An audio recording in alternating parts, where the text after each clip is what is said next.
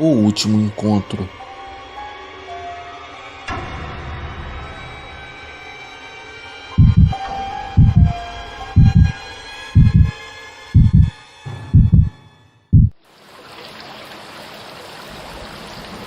Olá, amigos do canal. Eu me chamo Elaine de Jesus, sou de Vacaria, no Rio Grande do Sul. O relato que irei compartilhar, na verdade, não aconteceu comigo, mas com meu sobrinho chamado Robson. Antes de começar o que aconteceu com meu sobrinho, primeiro eu tenho que contar o trágico acidente que acabou tirando a vida do meu outro sobrinho chamado Rodrigo, que era o irmão do Robson. Esse acidente aconteceu no ano de 2007. Ambos são filhos do meu irmão do meio. Pois bem, passado 10 anos desse acontecimento trágico, nós passamos por mais um momento de muita dor em nossa família. Só que dessa vez não foi apenas uma perda, mas sim 4 pessoas da família que faleceram no ano de 2017. De fato, foi um ano muito triste para todos nós. Infelizmente, uma dessas 4 pessoas era minha cunhada Alzira, a mãe do Robson e Rodrigo. Fomos todos pegos de surpresa pela morte inesperada dela, que se deu após uma súbita dor de cabeça, náuseas e um esquecimento. Sendo assim, ela foi internada o mais rápido possível no hospital, onde detectaram que ela já estava com câncer avançado em estado terminal. Esse foi um momento de muito desespero, pois 30 dias antes ela estava junto de nós no velório de outra cunhada que havia falecido. Pois é difícil de acreditar, mas 2 das 4 perdas que tivemos foram de cunhadas. Porém, o mais inacreditável foi o que o Robson presenciou 2 dias antes da morte da sua mãe. Naquela semana, o meu sobrinho e a sua esposa revezavam os dias para cuidar da minha cunhada no hospital. E foi exatamente no dia que o Robson ficou no hospital para cuidar da mãe que ele passou por algo inexplicável. Ele começou a perceber algo estranho no comportamento dela. Ele ficou lá observando e notou que ela não parava de conversar sozinha, como se estivesse falando com alguém bem ao lado dela. Ela parecia estar segurando a mão de alguém enquanto gesticulava e às vezes parecia estar acariciando o rosto de uma pessoa, mas ele não via ninguém lá com ela. Por mais ou menos uns 40 minutos, o seu filho Robson ficou lá observando e se perguntando o que estava acontecendo. Já meio assustado e incomodado com a cena, ele foi até ela e perguntou se estava tudo bem. Ela então abriu um lindo sorriso e disse: "Sim, como não haveria de estar bem? Eu estou com os meus 2 filhos ao meu lado cuidando de mim. Eu não poderia estar mais feliz."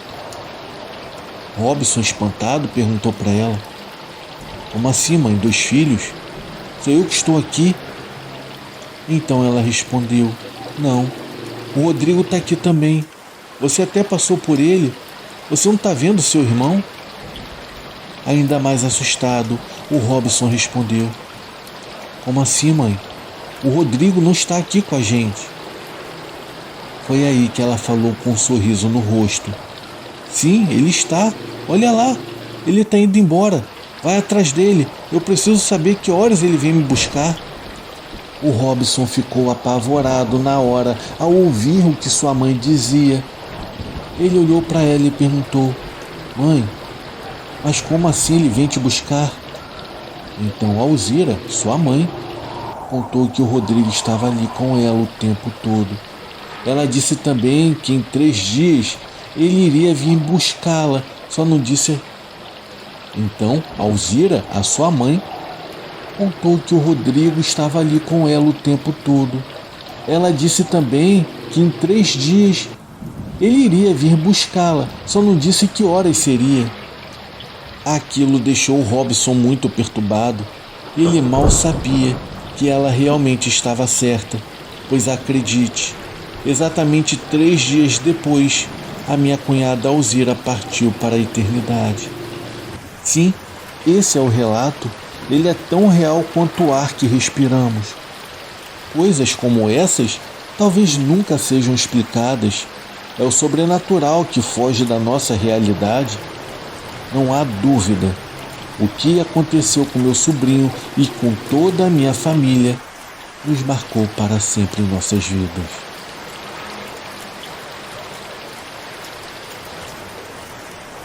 Um relato assustador do ano de 1999.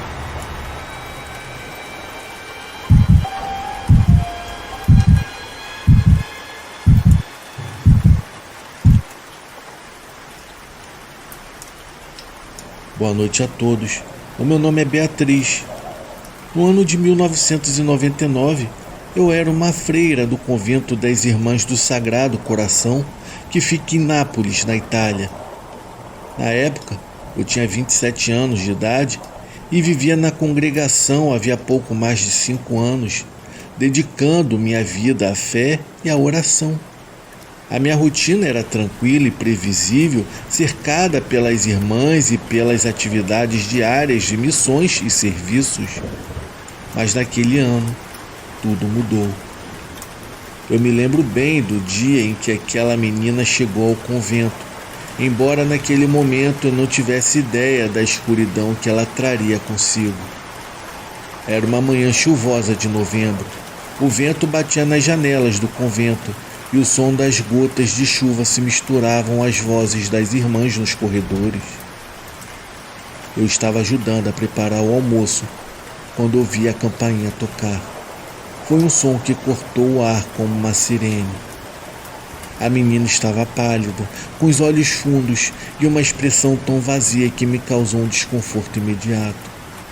O padre explicou que a mãe da menina, que vivia em um pequeno vilarejo no sul de Nápoles, havia pedido ajuda urgente. Ela disse que a filha estava doente, mas os médicos não conseguiram entender o que ela tinha. E segundo a mãe, a menina começou a agir de forma estranha após visitar o cemitério onde o pai dela estava enterrado. O padre, cujo seu nome é Mateu, com uma voz calma, porém séria, pediu que alojássemos a menina num convento por alguns dias enquanto a família buscava orientação espiritual. A irmã Clara, sempre a mais amável, concordou de imediato, enquanto as demais freiras trocavam olhares de preocupação. Algo naquela menina nos deixava nervosas, embora não soubéssemos explicar o motivo. A atmosfera ao redor dela era pesada, quase sufocante. Naquela noite, a menina chamada Júlia foi alojada em um dos quartos vazios perto da ala norte do convento. A primeira noite passou sem incidentes, embora eu tivesse dificuldades para dormir. Uma sensação estranha me incomodava, como se algo estivesse errado. Eu até tentei me convencer de que era apenas cansaço e, por fim, eu consegui dormir. Foi na segunda noite que tudo começou a desmoronar. A irmã Clara bateu suavemente na porta do meu quarto, me acordando. Irmã Beatriz, precisamos de ajuda. A Júlia está agindo de forma estranha. Ao me aproximar, eu vi a menina no meio do quarto, de pé, olhando fixamente para o chão, com as mãos tremendo. Porém, o que mais me perturbou foi o som, um sussurro baixo e constante, em um idioma que eu não conseguia entender. Não era italiano e nem latim, nem nada que eu já tivesse ouvido antes. Depois de um longo momento de oração, decidiram que seria necessário realizar um rito de exorcismo. Só de ouvir essa palavra, eu senti um nó no estômago. Até aquele momento, tudo relacionado ao mal parecia algo distante, algo que existia apenas em livros e filmes, mas ali naquele instante, o mal parecia estar presente, encarnado na pequena figura da Júlia. O exorcismo foi marcado para o dia seguinte. Naquela noite, eu não consegui dormir. As freiras estavam visivelmente preocupadas e as orações no convento se intensificaram. Sempre que eu fechava os meus olhos, eu ouvia o eco das palavras sem sentido que a Júlia sussurrava. Um frio inexplicável havia tomado conta do meu quarto, apesar de a calefação estar ligada. Pois bem, o dia do exorcismo chegou, trazendo assim um peso no ambiente. O padre pediu que orássemos e mantivéssemos a fé. A Júlia foi levada para uma sala isolada, onde apenas o padre e outras 2 freiras, porém mais velhas, presenciariam o ritual. Enquanto estávamos na capela, uma série de gritos ensurdecedores ecoou pelos corredores. Não eram gritos normais. Havia algo profundo neles, algo que sacudia a alma. As orações na capela se intensificaram, mas eu não conseguia parar de pensar no que estava acontecendo naquela outra sala. Depois de algumas horas, enfim o exorcismo terminou, ou foi o que nos disseram. A Júlia havia sido levada de volta para o quarto, exausta e em silêncio. Ela parecia ter melhorado, ou pelo menos era o que pensávamos.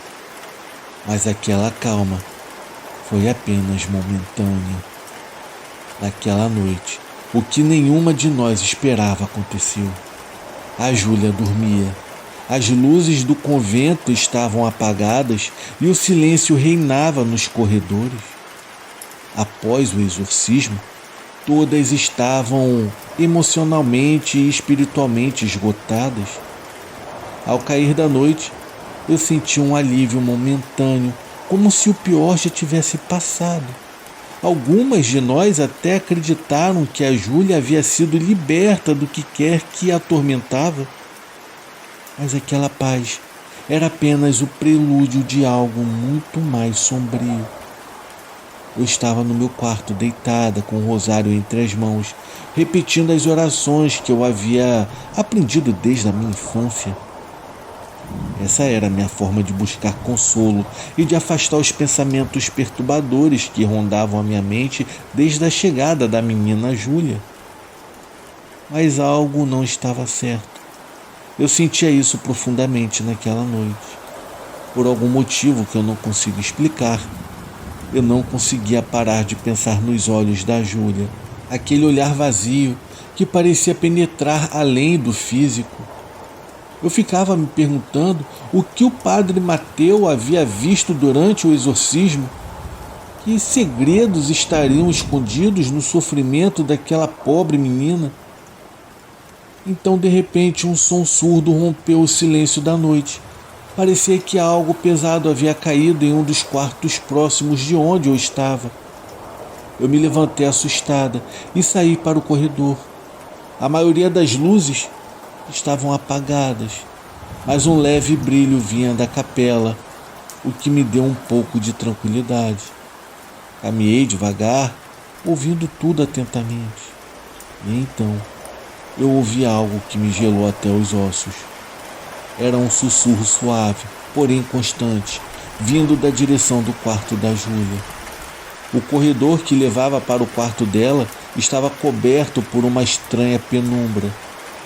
A cada passo que eu dava, o meu coração batia mais forte. E quando eu cheguei em frente à porta do quarto da Júlia, eu senti uma presença. Algo que não consigo descrever com palavras, mas que estava ali me esperando.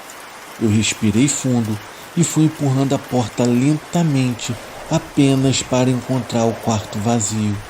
A cama estava desarrumada e a Júlia não estava em lugar nenhum.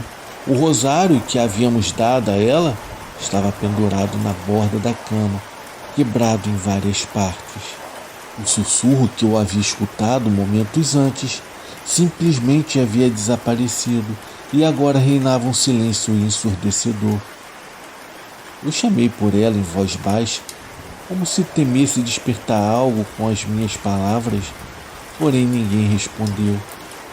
Eu me aproximei da janela e foi então que eu notei algo que me gelou o sangue. As janelas estavam completamente fechadas, mas no vidro haviam pequenas marcas de mãos, como as de uma criança que havia tentado sair desesperadamente. Eu me virei para a porta e foi então que eu vi uma figura. Estava de pé no canto do quarto, num local escuro, quase que indistinguível na penumbra. Não era a Júlia. A figura era mais alta, mais imponente. O frio no quarto ficou mais intenso de repente. Eu senti o meu corpo paralisar, incapaz de se mover. Eu não podia ver o rosto, mas sabia que ele estava me observando. Nesse instante, uma força invisível me empurrou contra a parede, me deixando sem ar. Eu não conseguia respirar, eu não conseguia gritar. Era como se uma mão fria estivesse me estrangulando lentamente.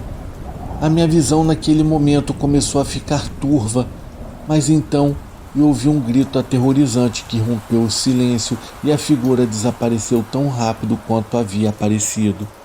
Eu caí no chão tremendo, tentando recuperar o fôlego. Eu não sabia o que havia acontecido, mas naquele momento eu percebi que algo muito mais sinistro estava à espreita no convento. Eu saí correndo do quarto sem olhar para trás e fui direto para a capela. Lá no local, eu encontrei a irmã Clara e outras 2 freiras. Todas elas estavam ajoelhadas diante do altar.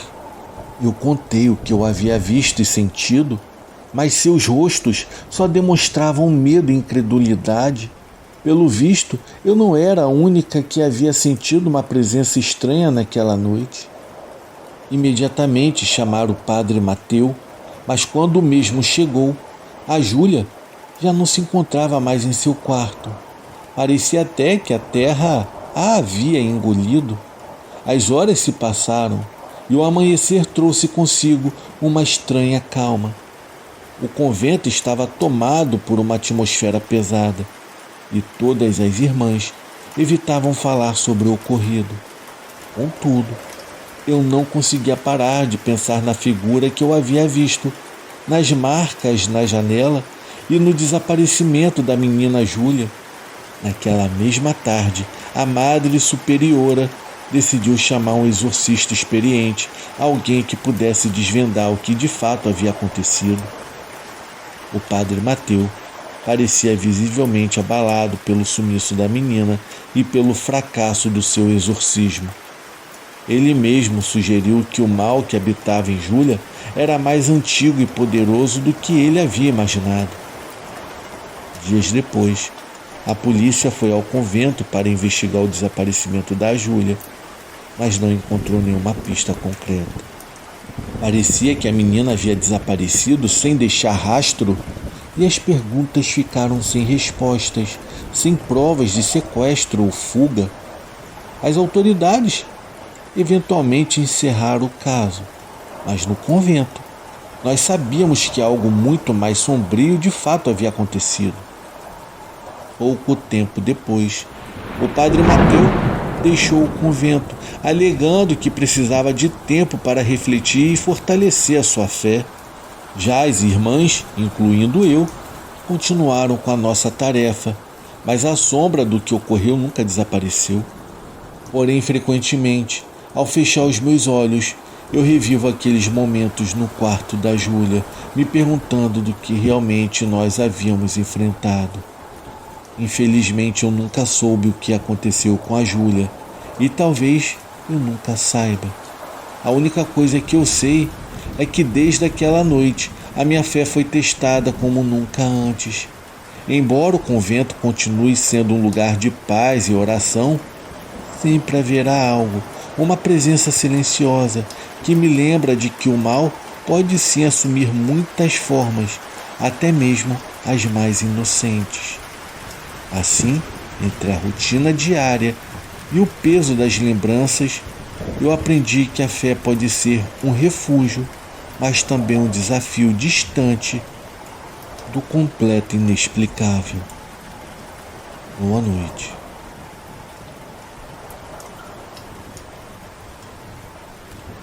Um relato de uma mulher do sertão.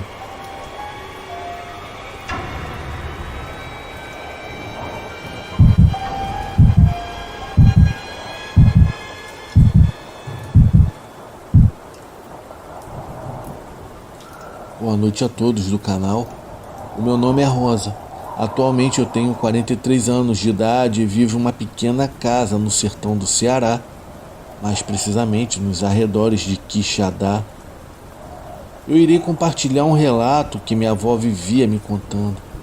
Ela adorava essas histórias, e ai de quem duvidasse.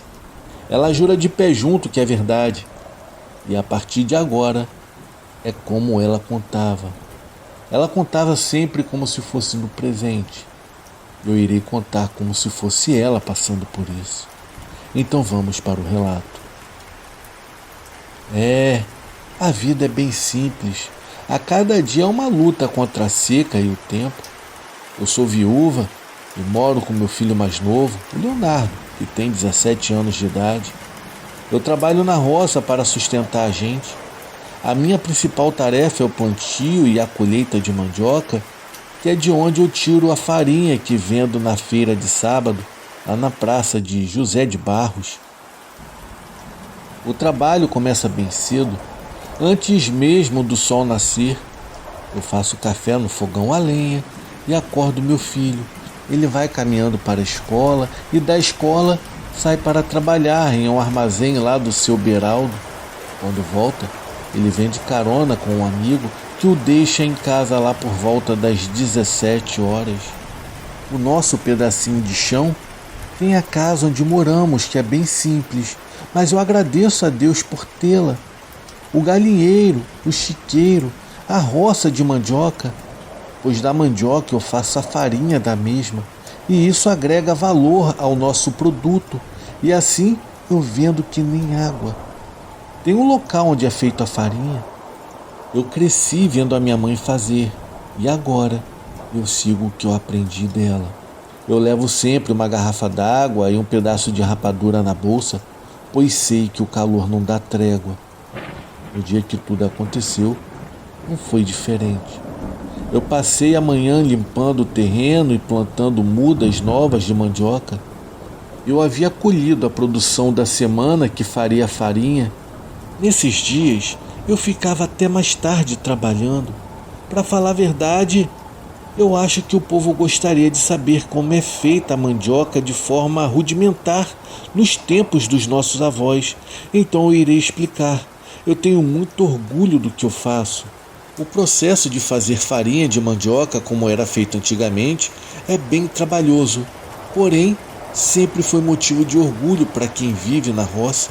Primeiro, a gente colhe a mandioca do roçado, arrancando ela do chão com muito cuidado, até mesmo para não quebrar as raízes. Depois de colhida, é preciso lavar bem para retirar toda a terra. Essa parte eu faço no tanque que fica perto do galinheiro, com água que puxo de um poço. Depois de lavada, a mandioca é descascada. Aqui não tem máquina para isso, é tudo na mão mesmo, com uma faquinha que já está comigo há anos. O descasque exige paciência, mas é uma etapa importante para garantir que a farinha fique limpa e boa para o consumo. Com a mandioca descascada, eu começo o preparo propriamente dito. Primeiro, a gente rala a mandioca no ralador grande, feito de lata com furos pregados em uma tábua. É nesse momento que o trabalho fica mais pesado, porque precisa de força para ralar tudo. O cesto vai ficando cheio daquela massa úmida que depois precisa ser espremida para tirar o excesso de líquido. Para isso, eu uso uma prensa rudimentar feita com um saco de pano grosso e um pedaço de madeira para apertar a massa. Já seca, a mesma vai para o forno, que é feito de barro. O local é grande e raso, e é ali que o processo age. Mas tem que ter atenção, pois a farinha precisa ser torrada aos poucos, sempre mexendo com uma pá grande para não queimar. Esse trabalho pode levar horas, porque a gente tem que mexer sem parar até que a farinha fica no ponto certo, sequinha, dourada e soltinha. Depois de pronta, a farinha é colocada para esfriar em bacias grandes de alumínio.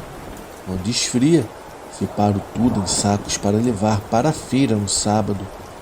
Cada saco representa não só o sustento da minha família, mas também a tradição que carrego com orgulho.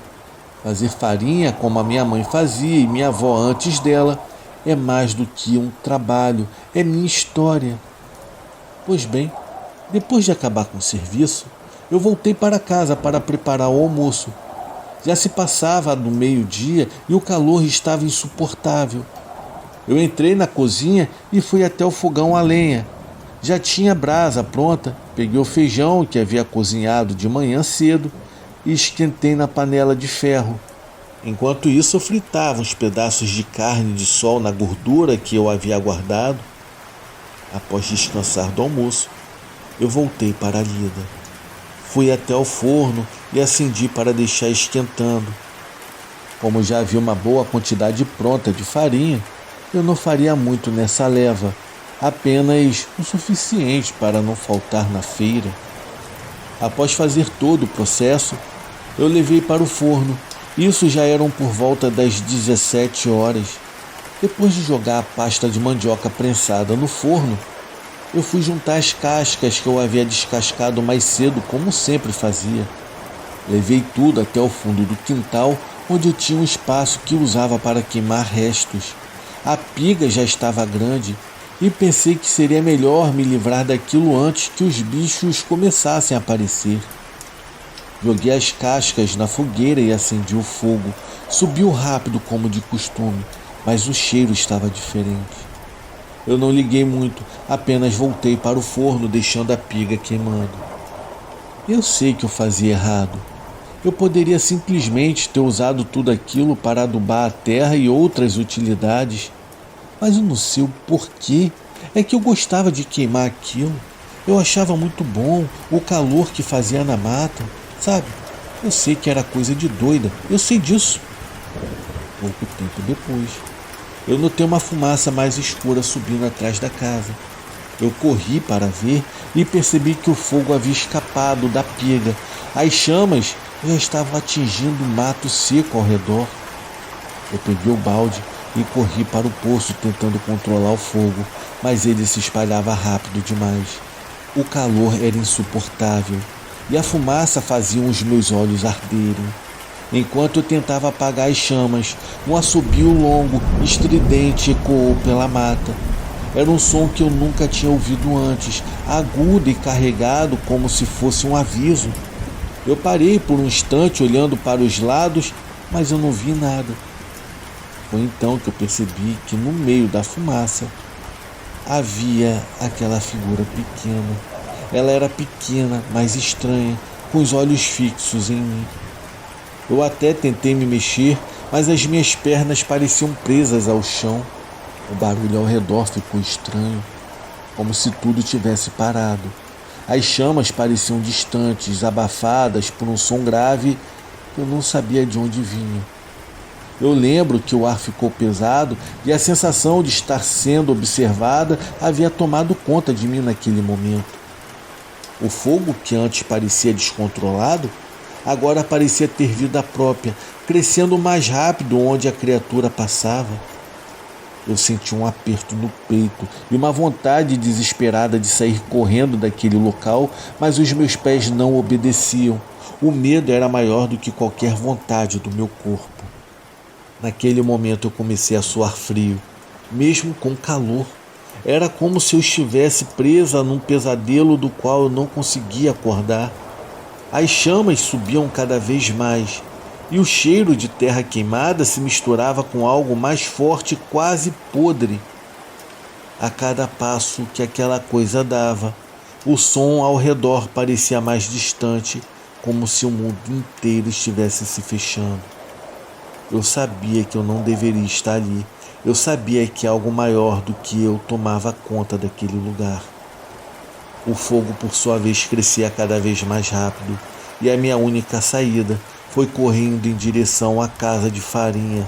O calor queimava minha pele e o som das chamas pareciam me seguir. Eu cheguei na casa de farinha com meu coração disparado.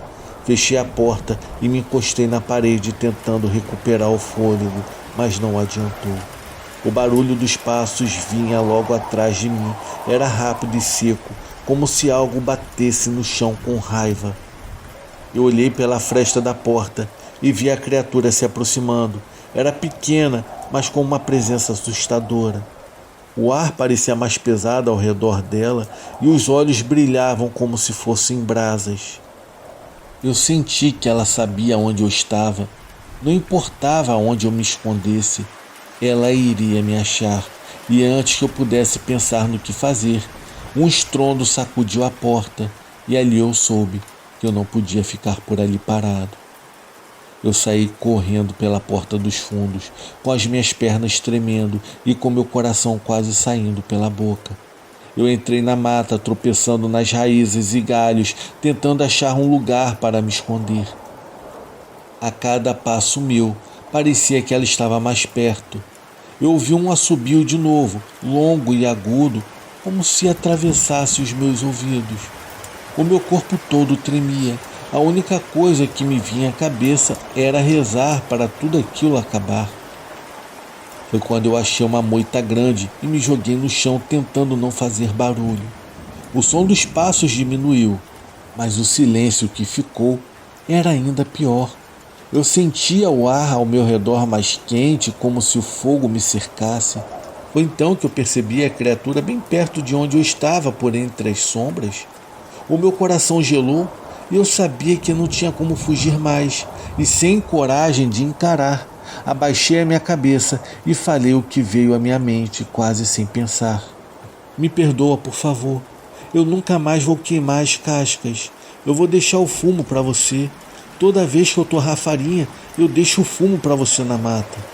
O silêncio que veio depois foi quase pior do que o som dos passos. A criatura não se mexia, mas eu sentia que ela me ouvia. Foi então que, do nada, o calor ao meu redor diminuiu e o som dos passos foi se afastando. Quando eu olhei, ela havia sumido. Eu esperei mais alguns minutos sem saber se era seguro sair dali, até que o som da mata voltou ao normal.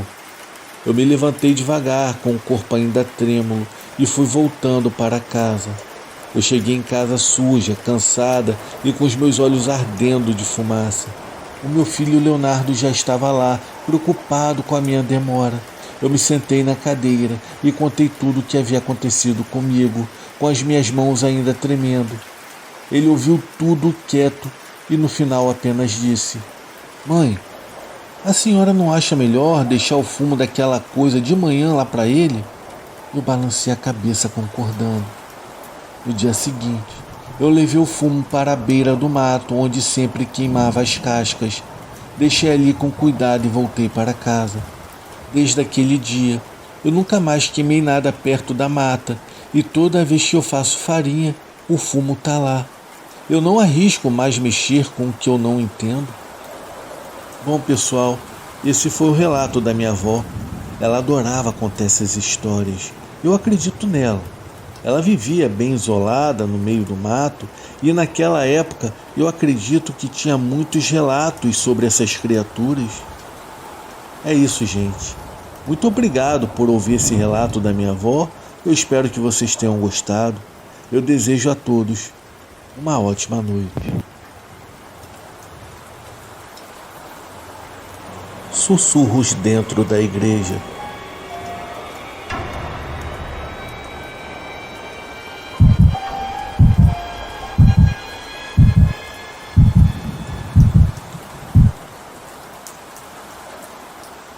O meu nome é Alejandro.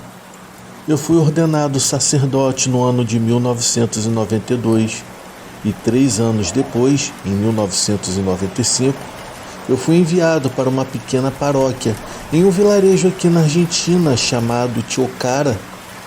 Não era um lugar grande, mas as pessoas eram calorosas e devotas. Para mim, um jovem sacerdote, parecia um bom destino. Eu nunca imaginei que aquele lugar afastado e tranquilo se tornaria o cenário da experiência mais perturbadora de toda a minha vida. A igreja de Tiocara era uma estrutura antiga, construída na época colonial. Os tetos altos e as paredes de pedra lhe davam um ar imponente, mas havia algo sombrio nela. No início, eu não dei muita importância. Muitas igrejas antigas têm uma atmosfera pesada. No entanto, logo percebi que os fiéis não costumavam ficar muito tempo, ainda mais depois da missa da noite. Normalmente, uma igreja permanece viva mesmo após a liturgia, com pessoas rezando nos bancos ou conversando do lado de fora. Mas em Tiocara, assim que anoitecia, a igreja logo se esvaziava rapidamente, como se todos quisessem evitar estar lá durante a noite. No início, atribuí tudo isso a costumes locais, talvez uma tradição que eu desconhecia. Contudo, aos poucos, eu comecei a ouvir os comentários dos moradores. Alguém me contou quase como um segredo que anos antes um sacerdote havia sido encontrado morto ali em circunstâncias pouco claras. Oficialmente, a causa da morte foi um ataque cardíaco, mas as pessoas murmuravam sobre algo mais, algo que não estava nos registros. Eu não dei muita atenção, pois em vilarejos pequenos esses boatos são muito comuns. Então, certa noite, enquanto eu estava sozinho na igreja após a missa, algo aconteceu que me fez questionar tudo. Era uma noite tranquila. Eu havia terminado de confessar os últimos fiéis e, como de costume, apaguei as luzes principais e fiquei rezando em um dos bancos próximos ao altar. O silêncio era quase absoluto, interrompido apenas pelo leve ranger de madeira ou pelo zumbido de um inseto distante. Após alguns minutos, eu ouvi um som. Foi leve no início, como um murmúrio. Eu até pensei que fosse alguém que poderia ter esquecido algo e voltado para buscar. Mas ao me levantar e olhar o local, eu não vi ninguém. Eu me levantei e caminhei para a parte de trás da igreja e nada. O som simplesmente havia cessado. Achei que tinha imaginado aquilo, então voltei ao banco e continuei rezando. Mas desta vez o som voltou, porém mais claro, mais distinto, parecendo um sussurro. Me levantei novamente com uma sensação desconfortável no peito. A igreja estava completamente vazia, mas a sensação de não estar sozinho era impossível de ignorar. Eu decidi investigar, caminhei pelos corredores, acendi algumas velas e examinei cada canto. Eu não encontrei nada, mas a sensação persistia. Algo estava me observando. Os dias se passaram e aquele incidente ficou como uma lembrança estranha, mas nada além disso. Porém, com o tempo, as coisas começaram a piorar. As noites na igreja tornaram-se cada vez mais difíceis de suportar. Notei mudanças sutis no ambiente, objetos fora do lugar, velas que se apagavam sozinhas, portas que se fechavam com um som leve, porém inconfundível. Meus amigos, eu me recordo de uma noite específica. Era uma sexta-feira e após a missa das 7 horas da noite, a igreja se esvaziou como de costume. Eu decidi ficar um pouco para organizar algumas coisas e assim preparar o sermão de domingo. Eu estava na sacristia, iluminado apenas por uma lâmpada de mesa. Conforme o tempo passava, eu comecei a sentir uma pressão no peito, uma sensação de algo pesado no ar. Foi então que ouvi os murmúrios novamente, sendo que dessa vez eles não eram vagos, eram claros, como se alguém estivesse falando bem baixinho por detrás de mim.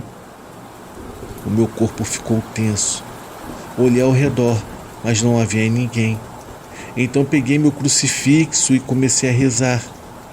No entanto, os murmúrios continuaram, algo parecendo formar frases, embora eu não conseguisse entendê-las. Algo dentro de mim dizia que aquilo não era natural. Logo me lembrei das palavras de alguns moradores, que no caso haviam mencionado com descrição que havia algo obscuro naquele lugar. As semanas seguintes ainda foram piores, pois eu comecei a perder o sono. Não era apenas cansaço físico, era algo mais profundo. Nas missas, Os fiéis mais velhos me olhavam com uma mistura de compaixão e medo, como se soubesse de algo que no caso eu não sabia, mas não se atreviam a me contar. Finalmente, eu decidi enfrentar o que estava acontecendo. Naquela noite, permaneci na igreja determinada a rezar e meditar até entender o que de fato estava ocorrendo. Talvez, como um padre, fosse o meu dever confrontar diretamente aquele mal. Eu permaneci em silêncio por horas, apenas observando as sombras das velas dançando nas paredes. Tudo parecia calmo. Eu cheguei a achar que finalmente encontraria a minha paz, mas conforme a noite avançava, as coisas tomaram um rumo inesperado. As velas começaram a apagar uma a uma, como se alguém estivesse passando por elas. Me levantei segurando meu crucifixo firmemente, preparado para o que viesse. Com o meu crucifixo apertado nas mãos, eu tentei manter a minha calma, mas o sussurro voltou, sendo que dessa vez mais alto e constante. Eu não conseguia entender o que ele dizia, mas senti que ele estava mais próximo, como se estivesse me rodeando. Foi quando, de repente, eu ouvi um som seco vindo da porta principal. Rapidamente eu virei minha cabeça na direção do som, e o que eu vi me paralisou por completo. Na penumbra da luz de poucas velas ainda acesas, uma silhueta escura surgiu. O meu coração batia tão forte que parecia ecoar pelas paredes da igreja vazia. Apesar do pânico, eu tentei manter a compostura, me convencendo de que era apenas cansaço acumulado. "Oh, quem está aí?" Eu perguntei com uma voz trêmula, tentando obter uma resposta. A figura permaneceu imóvel, mas os sussurros retornaram, sendo que dessa vez muito mais intensos. Era como se dezenas de vozes falassem ao mesmo tempo, cada uma com um tom diferente, mas todas igualmente incompreensíveis. Eu fechei os meus olhos com força e comecei a rezar em voz alta, esperando que o que quer que fosse desaparecesse. No entanto, à medida que minha voz se elevava, os sussurros também aumentavam, preenchendo assim o templo como um caos sonoro. No entanto, à medida em que minha voz se elevava, os sussurros também aumentavam, preenchendo assim um templo com um caos sonoro. Um estrondo forte ressoou na porta traseira da sacristia, seguido de outros sons. Era como se alguém ou alguma coisa estivesse tentando entrar desesperadamente. Eu não sabia para onde olhar, pois o medo havia me deixado completamente paralisado, sem contar que o crucifixo tremia em minhas mãos enquanto eu tentava me agarrar à fé que sempre me guiou. Eu decidi que eu não podia permanecer ali por mais tempo. Algo terrivelmente errado acontecia naquela igreja, algo que eu não podia compreender ou enfrentar apenas com orações. Sem pensar duas vezes, eu corri para a sacristia, ignorando as batidas na porta, e saí pela pequena porta lateral que dava para o quintal. Já do lado de fora, o fresco da noite contrastava com o caos que eu acabara de ver. Eu parei por um momento para recuperar o fôlego, mas quando eu estava prestes a me acalmar, eu ouvi perfeitamente um último sussurro, suave como um murmúrio, direto no meu ouvido. "Não vá embora." Ao ouvir aquilo, o meu corpo se enrijeceu na mesma hora e eu corri o mais rápido que eu pude para a casa paroquial. Assim que eu fechei a porta por detrás de mim, eu caí de joelhos, sentindo as minhas forças me abandonarem. Eu nunca havia antes experimentado um terror tão profundo quanto aquele. Meus amigos, eu nunca rezei tão fervorosamente durante horas quanto naquele dia. Eu estava pedindo proteção e tentando entender o que habitava naquela igreja. Eu não consegui dormir naquela noite. Assim que o sol nasceu, eu liguei para o bispo e expliquei o que havia acontecido. Eu evitei mencionar os detalhes sobrenaturais, mas ele parecia entender que algo estava errado. Ele me aconselhou a tirar alguns dias de descanso e prometeu investigar o caso mais a fundo. Porém, nos dias seguintes, eu conversei com alguns fiéis em busca de respostas. A maioria evitava falar sobre o assunto, mas um dos mais idosos da comunidade me revelou uma coisa que me deixou arrepiado. Ele contou que muitos anos antes, dos tempos coloniais, aquela igreja foi construída sobre os restos de um antigo cemitério indígena, que, segundo as lendas, os nativos foram brutalmente massacrados pelos colonos e acredita-se que os seus espíritos nunca encontraram a paz. O ancião acrescentou, quase que pedindo desculpas, que não era a primeira vez que um padre passava por situações estranhas naquele lugar. Assim que ouvi aquilo tudo do ancião, na mesma hora eu decidi que eu não poderia continuar ali, embora eu não quisesse abandonar os fiéis, mas algo me dizia que aquela igreja precisava de mais do que uma simples oração. Após consultar o bispo, eu acabei sendo transferido para uma outra paróquia longe dali. Eu nunca mais voltei àquela igreja e até hoje eu me pergunto o que realmente aconteceu naquela noite. Teria sido apenas a minha mente exausta pelas histórias locais? Ou de alguma forma eu estava na presença de algo além da minha compreensão? Após essa experiência, eu decidi manter silêncio sobre o ocorrido, compartilhando apenas com poucas pessoas de confiança. Mas mesmo com o passar dos anos, eu continuo me perguntando se foi um aviso, se foi um sinal, ou apenas o eco de um passado trágico que ainda atormenta aquele lugar. Pois a vida de um sacerdote é cheia de desafios e momentos de fé, mas o que eu vivenciei naquela cidade deixou marcas profundas em mim. Eu sempre rezo pelas almas daquele lugar e por aqueles que ainda ousam entrar naquela igreja ao cair da noite, quando as sombras começam a ganhar vida.